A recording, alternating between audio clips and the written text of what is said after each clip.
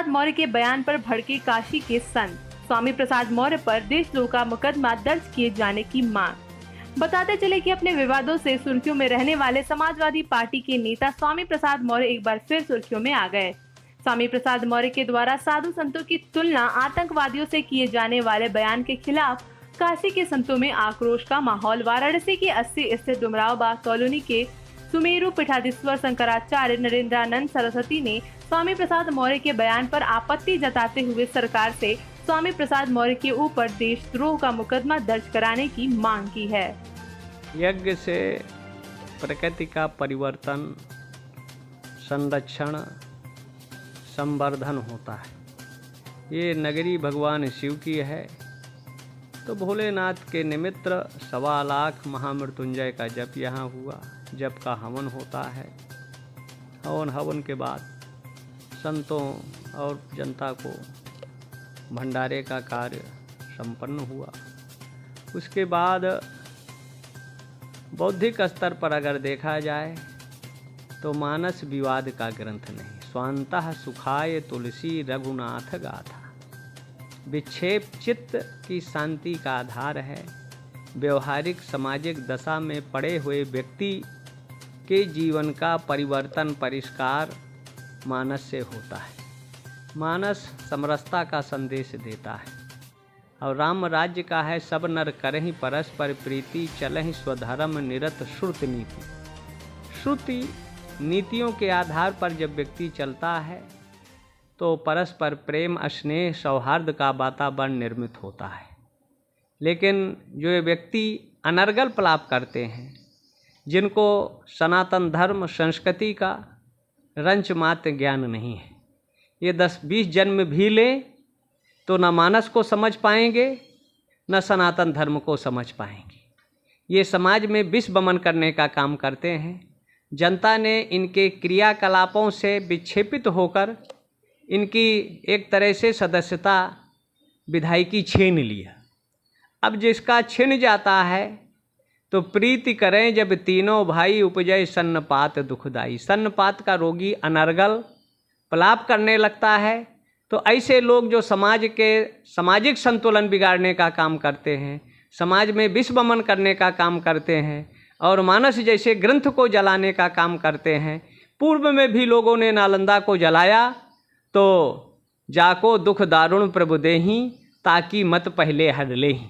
कुल खानदान का आज उनका नाम लेवा नहीं है। चाहे नालंदा को जलाया, तक्षशिला को जलाया या भोजशिला को जलाया, आज उनका कुल खानदान पूरा जड़ मूल से समाप्त हो गया।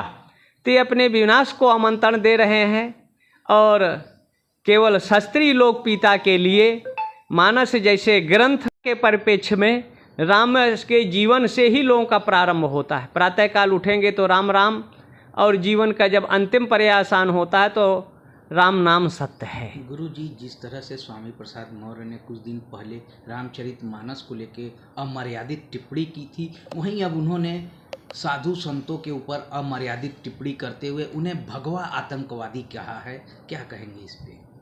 जो जैसा रहता है उसको वही दिखता है।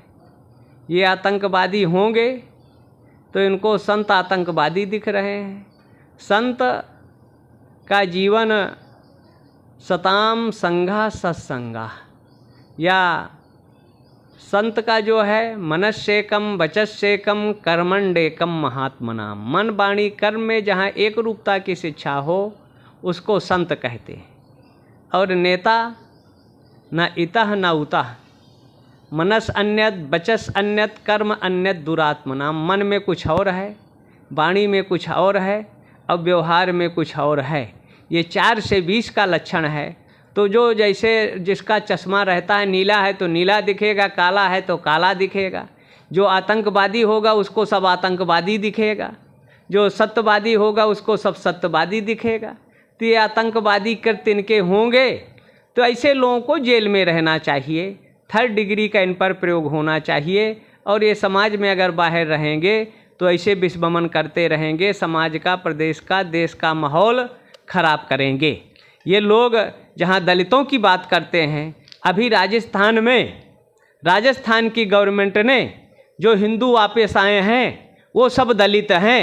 और दलितों के नाम पर राजनीति करने वाले ये गद्दार उन दलितों के बारे में एक शब्द नहीं बोलते, तो ये तो देशद्रोही मानसिकता है। सामाजिक संतुलन को ये नाश करना चाहते हैं। इन लोगों को बाहर न रखें, इनको जेल में होना चाहिए। 10-20 दंड लठ मारकर शासन को इनको जेल में डालना चाहिए, जिससे प्रदेश का, देश का अमन चैन शांति सद्भाव बना रहे। दलितों के नाम पर ये रोटी खाकर, ओबीसी के नाम पर करोड़ों का धन जो इकट्ठा किए हैं, ऐसे लोगों का नार्को टेस्ट होना चाहिए और इनकी सब प्रॉपर्टी दलितों में गरीबों को बांट देना चाहिए। चाहे ये हो चाहे मायावती, करोड़ों की प्रॉपर्टी की मलकिन बन गई। और अगर ये दलित सितैषी हैं तो आज भी करोड़ों दलित फूस की झोपड़ी में रहने के लिए मजबूर हैं। तो उनका शोषण इन्हीं लोगों ने किया। अगर देखा जाए तो जहाँ तक ये ओबीसी एससी के इनका शोषण किया गया, अगर हम देखें तो नापित नंद नई बिहार का राजा होता था, नहीं थी कि महाराजा हरिश्चंद्र को खरीद ले। तो बनारस का संपन्न समर्थ कौन था? डोम राजा, जो ओबीसी का व्यक्ति था। वो राजा हरिश्चंद्र को खरीदने की समर्थ रखता था। लेकिन ये धर्म के ठेकेदार और अंबेडकर के संविधान ने दलितों और ओबीसी का सबसे ज़्यादा शोषण किया। और ये आरोप सवर्णों पर लगाते हैं। इनकी बुद्धि की बलिहारी है, इनके विकृत मानसिकता का परिचायक है।